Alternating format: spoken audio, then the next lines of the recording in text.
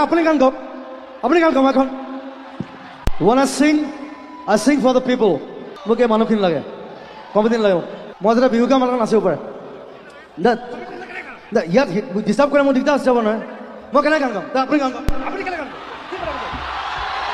আপুনি গান গাওক মই যেটা গান গাম ষ্টেজত মোক কাকো নালাগে ইটস নাথিং কথাটো হ'ল ইয়াত হুলস্থুল কৰিলে ডিস্টাৰ্বেন্স হয় তেনে আপুনি গান গাওক এখন লেকচাৰ লাভ নাই কোনে কৈছে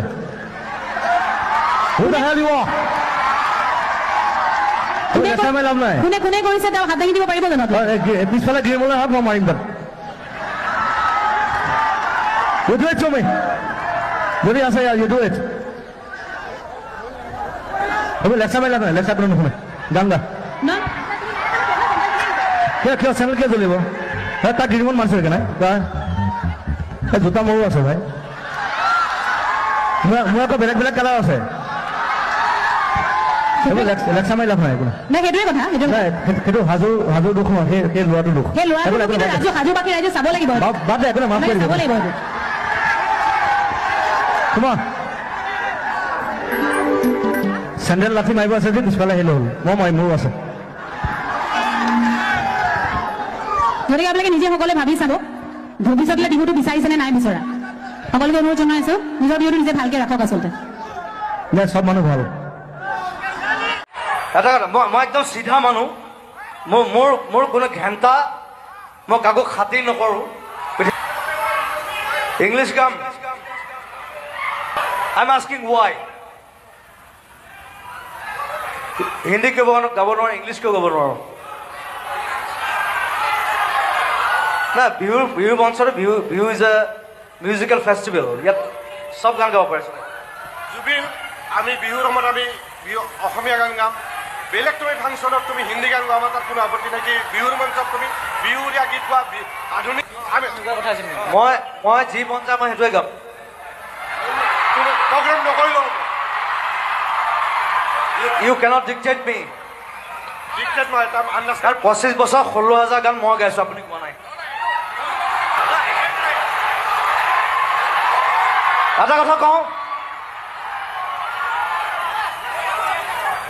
মই একদম চিধা মানুহ মোৰ কোনো ঘেণ্টা মই কাকো খাতিৰ নকৰোঁ পৃথিৱীৰ কথা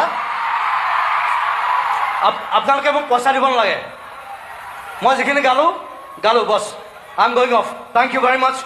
But I love you. মই আপোনালোকক ভাল পাওঁ মই এওঁলোকক ভাল নাপাওঁ তই অসমীয়া ছোৱালী তই অসমীয়া লিখিব নাজানো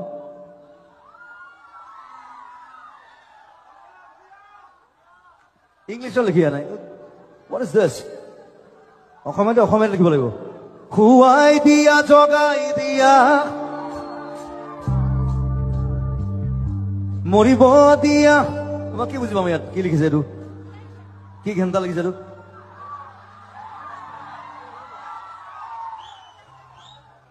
ইমান ধুনীয়া কথা কৈছো খুৱাই দিয়া জগাই দিয়া মৰিব দিয়া জীয়াই দিয়া কৈ দিয়া আজি পৃথিৱীকে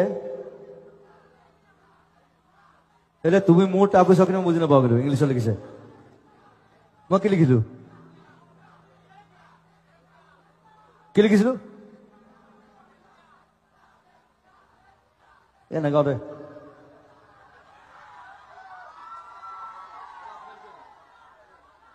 সকলোৱে লিখক জাষ্টিছ ফৰ জুবিন গাৰ্গ বুলি বহুতে এতিয়া লিখিবলৈ বাদ দিছে লিখিবলৈ পাহৰি গৈছে জাষ্টিছ ফৰ জুবিন গাৰ্গ বুলি আজি সকলোৱে কমেণ্টত লিখকচোন জুবিন গাৰ্গৰ প্ৰসংগটো লাহে লাহে মানুহে পাহৰিব ধৰিছে এতিয়া নতুন প্ৰসংগ আহিছে বীৰ লাচিত সেনা বিকাশ অসম এইবিলাকতো আহিয়ে থাকিব, কিন্তু জুবিন গাৰ্গৰ বিষয়ে আপোনালোকে কিয় পাহৰি পেলাইছে?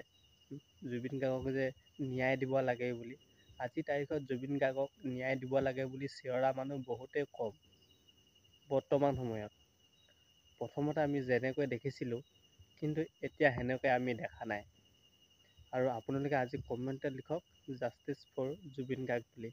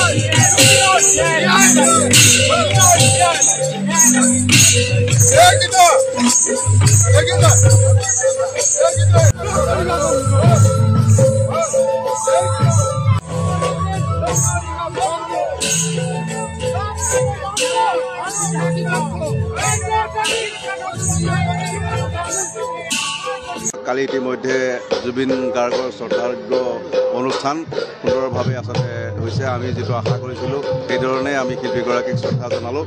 আৰু আজি আমি আমাৰ যি কাৰ্যসূচী আৰম্ভ ইতিমধ্যে হৈছে, আমি সূত্ৰধাৰী নৃত্য ইতিমধ্যে পৰিৱেশন কৰা হৈছে।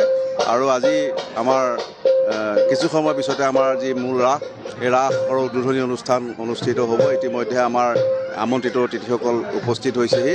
আৰু তাৰ পিছতে আমাৰ আজি নৃত্য নাটিকাসমূহ, শিশুলীলা, শ্ৰীকৃষ্ণৰ শিশুলীলাৰ আধাৰ নৃত্য নাটিকাসমূহ পৰিৱেশন হ'ব। আৰু তাৰপিছতে শ্ৰীমন্ত শংকৰদেৱ বিৰচিত আচলতে কেলি গোপাল নাট আমি মঞ্চস্থ কৰিম। আচলতে বহুকেইগৰাকী অভিজ্ঞ ভাৱৰীয়া বা আমাৰ যি অঞ্চলৰ স্থানীয় শিল্পী, তেওঁলোকৰ আচলতে প্ৰচেষ্টাত বা যোৱা প্ৰায় আমাৰ 15 দিন ধৰি বা এমাহ ধৰি আমাৰ যি অখৰা চলি আছে, অখৰাৰ অন্তত আজি আচলতে আমি উপনীত হৈছোঁ। আমাৰ সম্পূৰ্ণ মিউজিক কক্ষ, যোৱাবাৰ জুবিন গাৰ্গ আমাৰ মিউজিক কক্ষত আছিলে, তবলা বজাইছিলে। আমাৰ সকলোৱে আচলতে মিউজিক কক্ষত জুবিন গাৰ্গৰ অভাৱ অনুভৱ কৰিছে, তথাপি তেওঁলোকে সাজু হৈছে ৰাসক লৈ। আৰু ইতিমধ্যে আমাৰ যি বৃন্দাবন আপোনালোকে দেখিছে, বৃন্দাবন আমাৰ সজাই তোলা হৈছে। বিভিন্ন আচলতে আমাৰ বিষয়ববীয়াসকলে প্ৰায় এমাহ ধৰি আমাৰ কষ্ট কৰি, আমাৰ যথেষ্ট ত্যাগ স্বীকাৰ কৰি আমাৰ কৰ্মকৰ্তাসকলে বা ইয়াৰ লগত যিসকল জড়িত, দৃশ্যসজ্জাৰ লগত জড়িত সকলোৱে আচলতে মিলি আচলতে সুন্দৰ এখন বৃন্দাবন, যিখন বৃন্দাবনত জুবিন গাৰ্গে আচলতে এটা গীত পৰিৱেশন কৰি গৈছিলে বা বৃন্দাবনক শলাগি গৈছিলে, সেই বৃন্দাবনখন আমাৰ প্ৰস্তুত কৰি উলিয়াইছে। আৰু আমি সকলোৱে প্ৰতিটো কথাতে আমি জুবিন গাৰ্গক আচলতে অনুভৱ কৰিম। বৃন্দাবনত এইবাৰ জুবিন গাৰ্গ আমাৰ নাথাকিব। অহা কালিলৈ ৰাসত, অৰ্থাৎ 5 নৱেম্বৰৰ ৰাসত আমাৰ জুবিন গাৰ্গ অহা কথা আছিলে। এই বৃন্দাবনত আমি জুবিন গাৰ্গক এইবাৰ নাপাম। অহা কালিলৈও আমি আচলতে সন্ধ্যা ঠিক আমাৰ লগে লগে আমাৰ আচলতে কাৰ্যসূচীসমূহ আৰম্ভ হ'ব। আৰু নিশা 8:30 বজাৰ লগে লগে আমাৰ ৰাস আৰম্ভ হ'ব। তাতো আমাৰ বিভিন্ন গীতি নৃত্য নাটিকা বা শ্ৰীকৃষ্ণৰ শিশুলীলাৰ উপৰিও আমাৰ শ্ৰীমন্ত শংকৰদেৱৰ কেলি গোপাল আচলতে নাট মঞ্চ হ'ব। ৰাসৰ এই শৰতৰ যি আজি পূৰ্ণিমাৰ নিশা আচলতে গোটেই আমাৰ ৰেলগেট ৰাস বাকৰি মুখৰিত হৈ থাকিব। আৰু সকলো আহিছে উৎসাহেৰে। আমি দেখা পাইছোঁ বহুত মানুহ ইতিমধ্যে ইয়াতে সমাগম হৈছে। আমাৰ এগৰাকী জনপ্ৰিয় শিল্পী, চিত্ৰশিল্পী নীলিমে কালিৰ পৰাই আচলতে জুবিনৰ এটি চিত্ৰ অংকন কৰি আছে। আৰু তেখেতক আচলতে বহুত আচলতে ইয়াৰ মানুহে বা যুৱক যুৱতীয়ে আচলতে সংগ দিছে। আৰু জুবিনৰ যি চিত্ৰ, সেই চিত্ৰ প্ৰত্যক্ষ কৰি আচলতে ধন্য মানিছে। ইয়াৰ লগে লগে আমি আমাৰ বিভিন্ন আমাৰ দৃশ্যসজ্জাৰ মাজত আমি জুবিনক আমি যোৱা 2022 বৰ্ষ অৰ্থাৎ ৰূপালী জয়ন্তী বৰ্ষত জুবিন গাৰ্গ আমাৰ মাজলৈ আহিছিলে। আৰু যোৱা বছৰো আহিছিলে আৰু এইবাৰো অহা কথা আছিলে। এই জুবিন গাৰ্গক আমি আচলতে তেওঁৰ চিত্ৰসমূহ আমি আচলতে বা ভিডিঅ'সমূহ আমি প্ৰদৰ্শনৰ ইতিমধ্যে ব্যৱস্থা কৰিছোঁ LED যোগে। গোটেই আমাৰ সমগ্ৰ ৰাস আজি LED যোগে আচলতে পৰিৱেশন হ'ব। গোটেই এটা সমগ্ৰ প্ৰক্ৰিয়াত আচলতে যথেষ্ট ইয়াতে মানুহৰ সমাগম হয়। মই সাংবাদিক বন্ধুসকলকো আচলতে অনুৰোধ জনাইছোঁ সকলোৱে সহযোগিতা কৰি যি বিশ্বনাথৰ এই ৰাসত জুবিন গাৰ্গে যিটো আপোনালোকক কৈ গৈছিলে, বিশ্বনাথৰ পৰ্যটনৰ কথা কৈ গৈছিলে, বিশ্বনাথৰ টুৰিজিমৰ কথা কৈ গৈছিলে, বিশ্বনাথৰ মঠ মন্দিৰসমূহ বা ওচৰতে থকা কাজিৰঙা ব্ৰহ্মপুত্ৰক লৈ এটা টুৰিজিম হ'ব পাৰে সকলোৱে আচলতে জুবিন গাৰ্গে আশা কৰিছিলে। গতিকে জুবিন গাৰ্গৰ এই আশা আপোনালোকেও যাতে সহযোগিতা আগবঢ়ায় তাৰ বাবে মই ধন্যবাদ আহ্বান জনাইছোঁ। আৰু যি আমাৰ ৰাস আছে গোটেই 2 দিন ৰাসত সহায় সহযোগিতা সকলোৰে কামনা কৰিছোঁ। আটাইতকৈ ডাঙৰ কথা আমি জুবিন গাৰ্গ যিহেতু আমাৰ কাইলৈ অহা কথা আছিলে, এখন চকী আপোনালোকক দিছোঁ। আপোনালোকে দেখিছে ৰৈ বিনালে বা অন্যান্য স্থানত জুবিন গাৰ্গৰ এখন চকী জুবিন গাৰ্গৰ কাৰণে এখন চকী আছুতীয়াকৈ ৰখা হৈছে।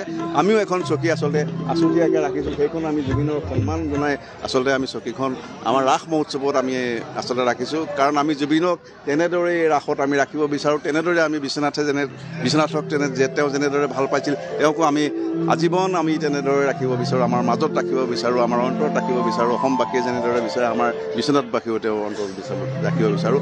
সকলোকে আমি ধন্যবাদ জনাইছোঁ। আৰু 2টা দিন বা 2টা নিশা আপোনালোকে ৰাস উপভোগ কৰি আমাক